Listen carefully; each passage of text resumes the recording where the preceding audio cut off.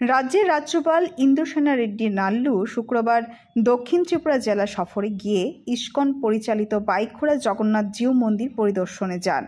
মন্দিরে এসে তিনি রাজ্যবাসীর মঙ্গল কামনায় পুজো দেন।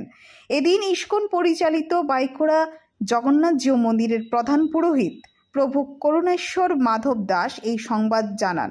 তিনি জানান, ভক্তবৃন্দদের সমাগমে রাজ্যপাল খুব আনন্দ পেয়েছেন। এদিন রাজ্যপালের আগমন উপলক্ষে বাইখোড়া ইস্কন পরিচালিত জগন্নাথ জিউ মন্দিরে ভক্তবৃন্দের সমাগম ছিল লক্ষণীয়। কৃষ্ণ আজকে কিছুক্ষণ আগে আমাদের মন্দিরে ত্রিপুরা রাজ্যের মহামান্য রাজ্যপাল শ্রীযুক্ত নাল্লু ইন্দ্রসেনা রেড্ডিজি এসেছিলেন।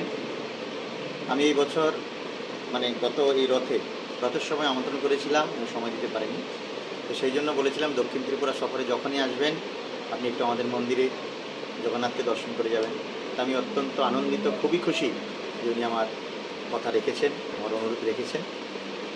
খুব সুন্দর পুজো দিয়েছেন, অনেক ভক্তরাও ছিল, খুব আনন্দ পেয়েছেন তিনি, আমরাও খুব আনন্দ পেয়েছি। আমি চিরকৃতজ্ঞ মহামান্য রাজ্যপালের কাছে। আমি ভগবানের কাছে প্রার্থনা করি উনি দীর্ঘজীবী হোক, সুস্বাস্থ্য কামনা করি এবং ত্রিপুরাবাসীরও মঙ্গল কামনা করি।